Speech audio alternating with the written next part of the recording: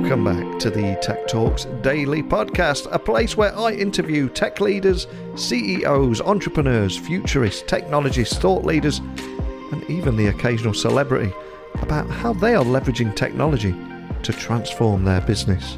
And today we're going to be talking to Joe Hyrkin, CEO of Issuu, the omni-channel content tools and publishing platform. And he joined me, I think it was last on the podcast in February of last year. And he talked with me last time around the Issuu Story Cloud and how it enables millions of marketers, brands and creators and publishers around the world to digitally share and monetize their longer form content and create marketing materials.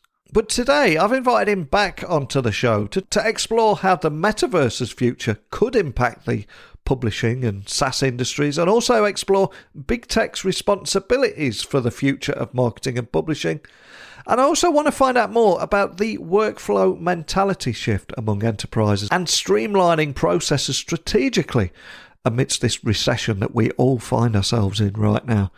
And hopefully, if we've got time, we'll also talk about what is driving the creator economy, the future of publishing, and what we can expect from Issuu and other brands in this space in 2023. But before we start today's interview, I just wanted to give a quick mention to our sponsors, because this month the podcast is brought to you by Flickr, which is the #1 marketplace to buy and sell online businesses and startups.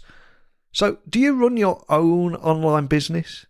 And have you ever considered selling your website, your store, your tech, or your app?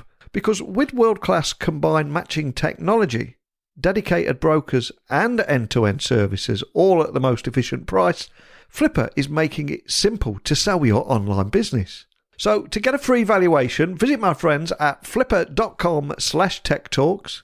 where each month thousands of online business owners exit with Flickr. Visit flickr.com/techtalks. That's FLIPPA, flickr.com/techtalks. Buckle up and hold on tight as I beam your ears all the way to California, where Joe is waiting to join us once again on the podcast. So, a massive warm welcome to the show, Joe. Can you tell the listeners a little about who you are and what you do? Hello there. I'm Joe Hyrkin. I am the CEO of Issuu. We are a massive digital publishing platform. We provide tools and services for businesses, marketers, content creators to make all of their content digitally available in a range of different assets so that they can share them to all the different channels where their audience may be. For example, you can take your content that may be a catalog or brochure, content marketing materials, upload them to Issuu, and we help you transform that into everything from a link and video paginated version of that content, a GIF, a social post, multi-panel social post, single panel social post, an article, so that all you have to do is create content once using your creative tools and then upload to Issuu. We help you transform it into all the right assets so that you can get it in front of your audience wherever it is, whether that's embedding it on your own site, whether it's turning it into assets to share across social or anywhere else digitally. And there's so much I'm looking forward to exploring with you today, because that stuff is so important right now, especially where we all feel like we don't have enough time to do all of those tasks. So, and if I was to take you back in time before digital content, before social posts, I know it seems a long way away, but can you remember where your passion for technology came from and ultimately what would put you on this path you're on today? As they say in those movies, what was your origin story? So when I was 12 years old, I got my first computer. I got a TRS-80. Nice. And it came with a tape recorder for to sort of manage a cassette recorder for the programs. And I learned very basic, if you will. And that started me on a path of just sort of always being interested in technology and what we could be doing with it. And I think in terms of really understanding, it was years later when I really began to get a sense and excitement around the internet and access to information that would be available. I remember a friend of mine was an early employee at Yahoo, and he sent me the first instance of the Yahoo ski report, which was amazing to me. I was living in Hong Kong at the time, and I could actually see what was happening on the slopes in California. And it began to strike me then that there was a really powerful medium that was available to us that would be both available for information, content, commerce, a whole range of activities that we've seen manifest over the last 30 years. And as you were saying that, I was just reminiscing myself there, trying to imagine the difference between a game loading on a cassette player and the sound of a US robotics modem connecting. They're very similar sounding, weren't they? Indeed. But fast forward to present day, of course, that path led you to Issuu, which that empowers anyone from independent creators to global brands, transform static designs into high-performance content. But can you tell me more about the story behind the company and also the kind of problems that you solve with your technology? Issuu started over a decade ago with the clear intention to transform the publishing and content world from being one that up until even 10, 15 years ago was really dominated by print. And the idea was to transform everything from the creation process to the consumption process to take advantage of digital capabilities that were available. So really this transformation of this massive ecosystem that everybody who was creating that kind of content could now leverage digital distribution. And that's what we started out creating, and the Issuu actually started before the iPad even came out. And so we have been innovating in this world of content creation and distribution for over a decade, and continue to do that. And our focus initially started off with helping to transform catalogs into embeddable versions of that content. And we've evolved quite dramatically to a whole range of different assets and catering to a whole range of different kinds of companies, from architecture firms to restaurants to hospitality to real estate agents. Were used by companies large and small, from Patagonia and Shell to individual entrepreneurs and solopreneurs across the world.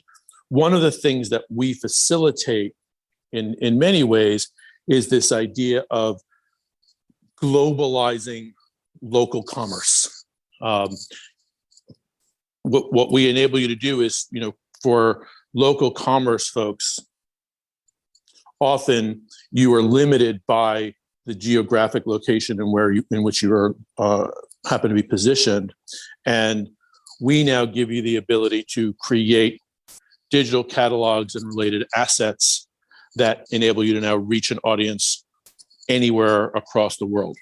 We're seeing that with a whole range of information now, is this notion of globalizing local merchants, local marketers.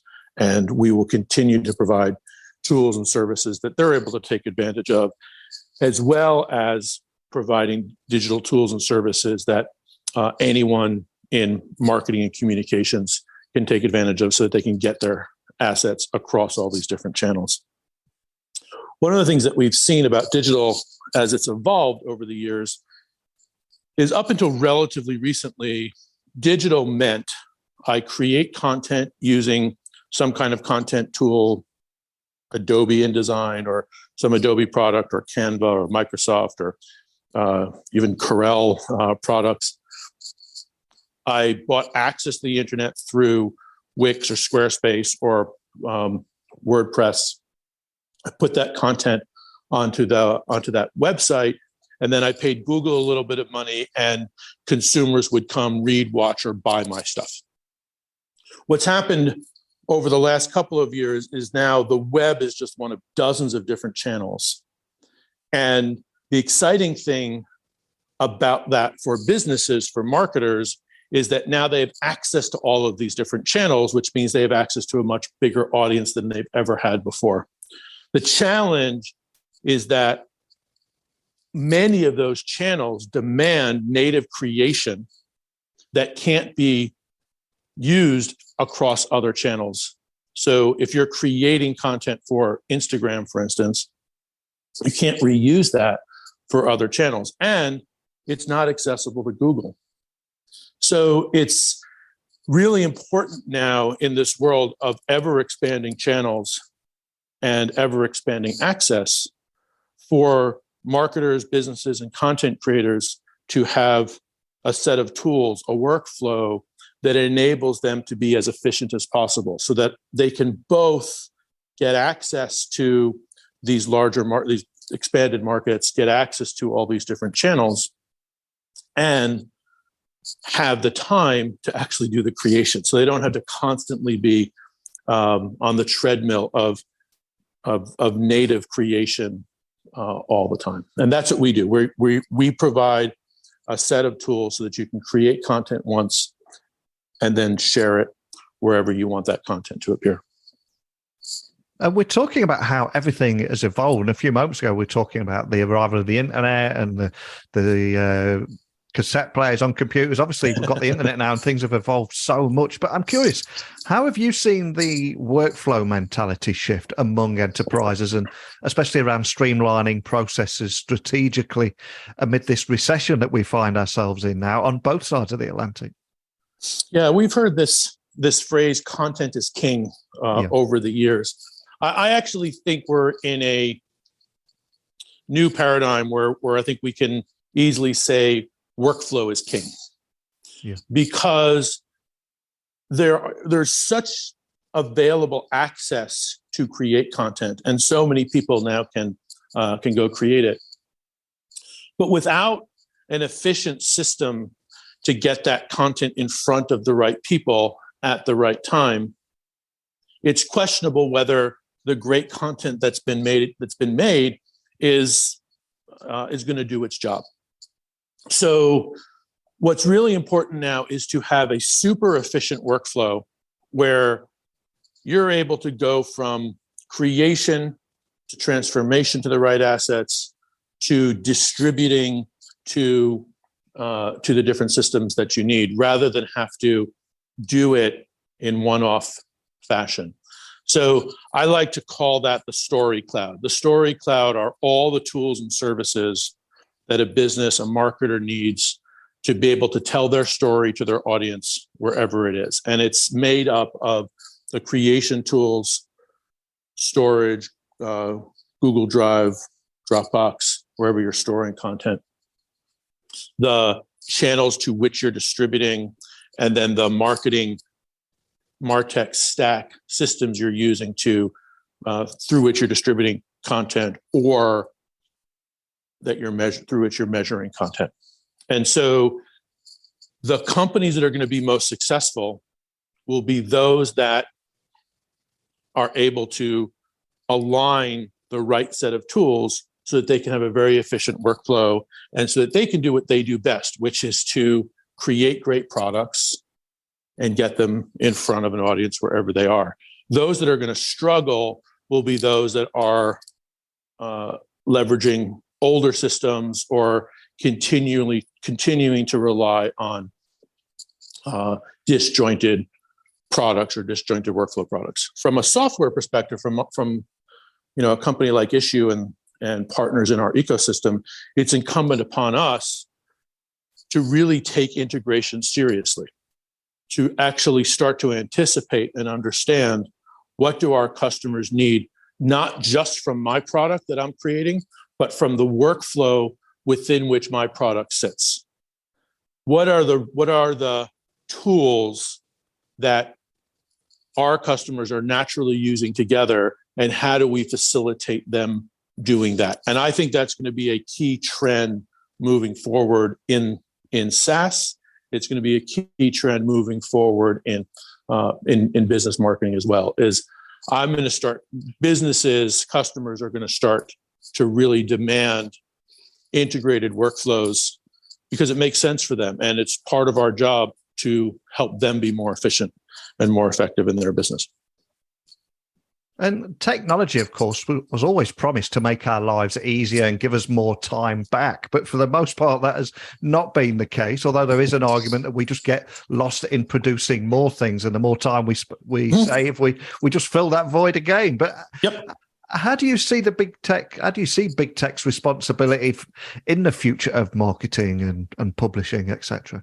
I think what we really want to see is big tech provide the tools to provide leverage for marketers. And marketers need to be able to look at big tech within the context that big tech is providing those tools, right? Big tech, Facebook, et cetera, they're running a business. They're focused on optimizing and maximizing profit from as far as I can tell. And they are one of the tools in a marketer's toolbox for sure. But over-relying on big tech is really dangerous because Meta, Twitter, whatever's going on there, all of these big tech platforms are optimizing for their growth, and they provide tools that businesses can leverage, but businesses need to understand it's just a piece of my overall strategy. Yeah, I'm going to use Facebook or Meta as one of the avenues, one of the channels where I distribute content. I'm not going to overly rely on it because they can change the algorithm whenever they want. And when people complain about algorithm changes, I think it's often misplaced. It's more a business, a marketer needs to be aware that those algorithms can change anytime. So you have to have the right mix. You have to be able to diversify the systems that you're using, and then the center of gravity, the power, really can rest in the marketer, in the business's hands, and they're not overly reliant on big tech. I think big tech has a great role to play as one of the platforms we use, but nobody should over-rely on those systems as being the epicenter of how business is driven. Because they're mercurial, they can change anytime. And we see it over and over again. Google changes their algorithms. We see changes in GDPR or ways that cookies are used. And if businesses are diversified effectively, then they may take a hit from one of the channels or one of the platforms that they're leveraging, but they're able to make it up somewhere else, or they're able to anticipate how that change is going to affect their business and can adjust accordingly. It's when we over-rely on big tech to be the key channel where challenges come up. And of course, one of the biggest trends this year has been the Metaverse. There's been a lot of hype around it, and I think it is going to be many years, or so at least several years, until we see exactly how this begins to take shape. But how do you think the Metaverse's future will eventually impact publishing and SaaS industries, etc.? It's very difficult to tell at the moment, but if I ask you to gaze into your virtual crystal ball, how do you see it impacting it? I think you just said one of the big trends this year has been Metaverse, virtual worlds, and you're talking about 2022, or are you talking about 2007? Yeah. So kind of been here before.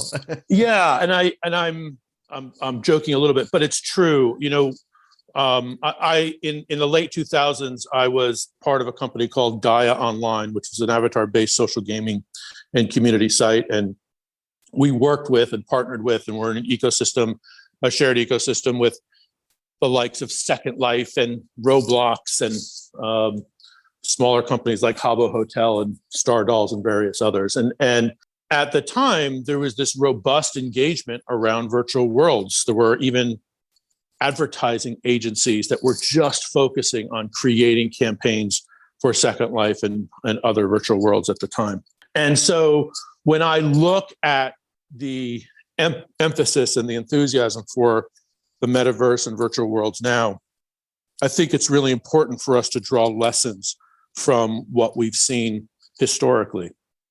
And there's some big changes that make this trend potentially more sustainable. One is there's now, with crypto, there's now a currency that can go across different platforms. You're not reliant on a currency for each particular virtual world metaverse experience. Of course, there's more computing power, which means there's more accessibility to things as well. And we already have a long history now of social in ways that we didn't have before. And at the same time, I think we have to be cautious around what you really can do with the metaverse, and what makes sense for publishers, marketers to do within that context. I think creating content for a metaverse should be very surgical and very specific. So I think there are really great applications. I think there are applications in training. I think there's great military use applications, particularly around training. I think there's great sales opportunities. You can easily see the ability to create scenarios as you're selling software or products or homes.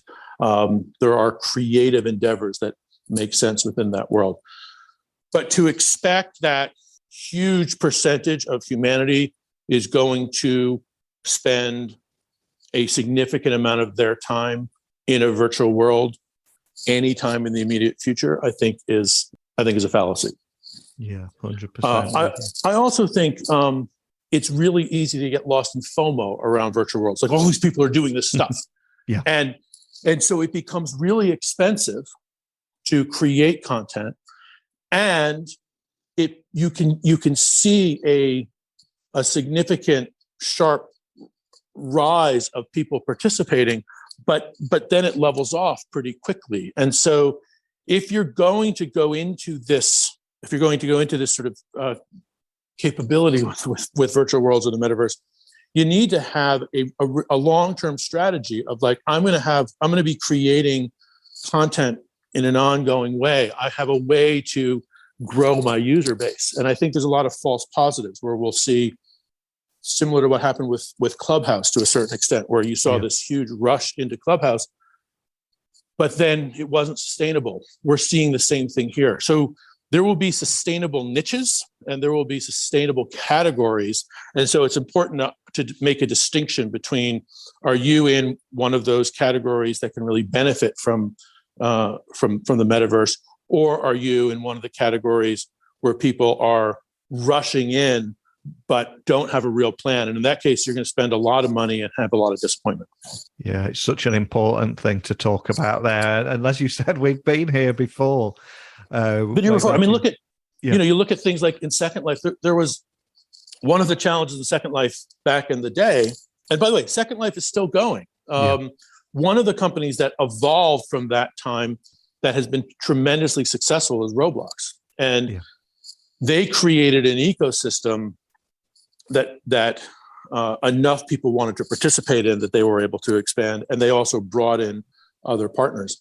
But we saw challenges in Second Life. I remember the graffiti was written all over storefronts in Second Life. There was vandalism. There were all these challenges that happened back in the day that I don't think we've solved for necessarily. And so we should really understand what happened so that people aren't making the same mistakes. It's, when we see a lot of the demos of the metaverse now, it's really not that different than what we were seeing from a pixels perspective. It's not that different from what we were seeing 15 years ago. Before we get carried away talking about the next big thing or the repeat of the next big thing, I'm curious, what are you seeing is driving the creator economy right now? Is there anything that stands out or excites you? I think the ease of access to tools is really driving the creator economy. Of course, the creators themselves are creating the content, and without the creators, no one's making anything. But in the same way that, one of the key drivers of the gold rush were the picks and shovels and Levi's jeans. It's the picks and shovels and Levi's jeans of the modern day that is driving the creator economy. It's access to easy tools. You look at things like the ease of using Canva, Adobe Express now, the ease of creating a video for TikTok just from your phone. So I think it's the tools that are really driving it. And it's companies like Issuu that facilitate a really easy transformation of that content into a whole range of assets to share to the different channels where you want that content to go. So increasingly, we will see, again, if we come back to the workflow conversation, it'll be a combination of the tools that people can use and the way in which they are integrated and can be leveraged by creators, so that you literally can have one person have a massive global presence without having to have a whole set of employees that would have been necessary even 5 years ago. It's amazing what individuals can do. We've seen, particularly around, we've seen a lot of different examples on Issuu, but one of them in particular is in the commerce space, is the ability for somebody to create really high quality, beautiful, compelling catalogs of content that they're creating. And they may be creating it in a corner of Australia. And because of the ability to create, distribute, and use payment systems that are really efficient now, they have a global audience in ways that they would have been very limited to a local audience in and around their town even a few years ago. So it's the tools that are driving the creator economy for sure. Yeah, definitely. And we're recording this podcast today just before Thanksgiving weekend, which means we're going to be looking towards 2023 soon, which blows my mind just saying that out loud. But how do you see the future of publishing and what's next for Issuu and other brands in this space? I think the future of publishing is really bright and super exciting. We're in a world now where we have the ability for anyone who's creative, anyone with an idea, to be able to put that idea into place and have an audience with it. And we've never seen that before at the scale that we're seeing now. So I think what we will see in the future of publishing will continue to be, an increase of solopreneurs who have real expertise and real information to share, being able to monetize that and distribute it across all the different channels. We've seen the rise of that with people creating on, everywhere from Issuu to Substack to Patreon and other places.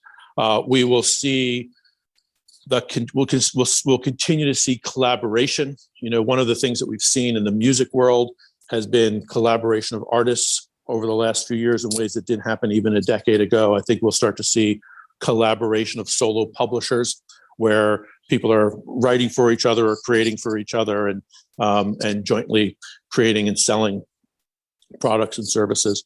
I think we will see a real emphasis for publishers to increasingly understand the most effective ways to reach their audience. I think there's going to be less reliance on the Twitters and Facebooks, Metas of this world, and increasing reliance on a range of different channels that marketers will be able to understand how to get in front of, and publishers and creators will start to get in front of and understand more effective ways to reach that audience.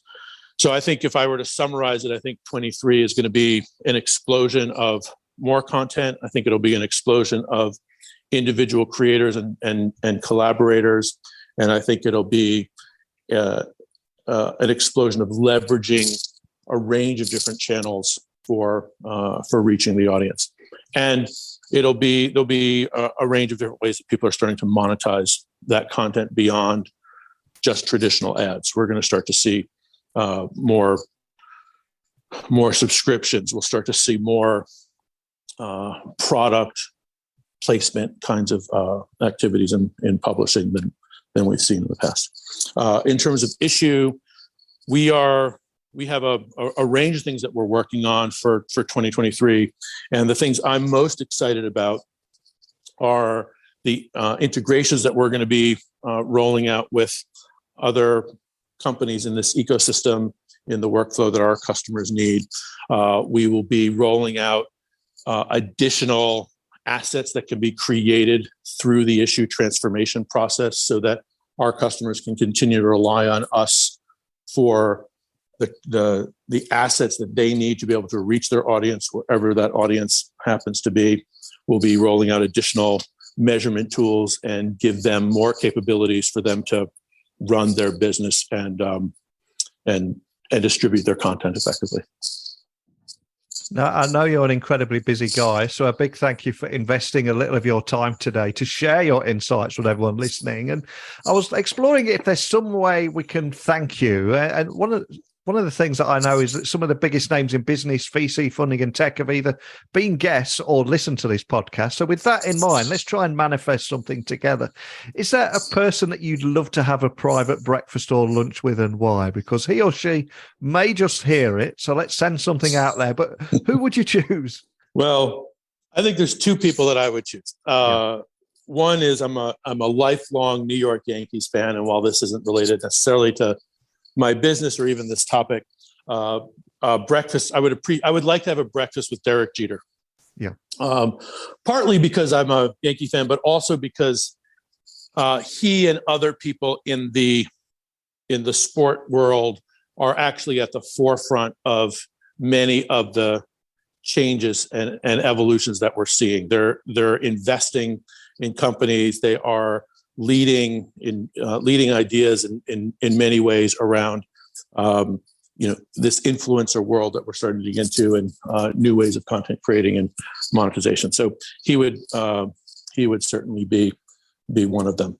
And I think the other person I would like to sit down and have breakfast with, I don't have a specific name that pops up right now, but I would love to sit down and have breakfast with three different people all together who are rising influencers, not the Kardashians, but sort of a next generation of influencers who are using multiple channels, and really understand from them what they want. What are the tools that they need to be able to expand and grow and build their brand? And I think there's a whole host of those kinds of folks who have strong followings on everything from TikTok and Instagram to channels that we probably aren't even speaking about, but have a huge following, and really understand kind of how they're thinking about their brand and their strategy, because they're innovating in ways that many tech companies are just starting to get a sense of, and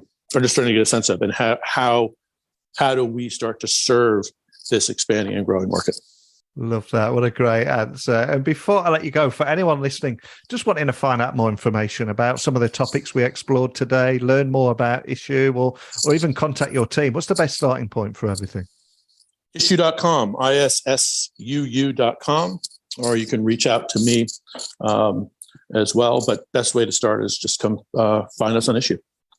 Excellent. Well, I love chatting with you today, and especially exploring around what is driving the creator economy right now, the future of publishing, and what's next for Issuu. But I think more than anything, your origin story, and you sat there at that computer with that cassette player. I think it's something that will resonate with so many people listening. But thank you so much for sharing that with me today. Thank you. Really wonderful to spend time with you.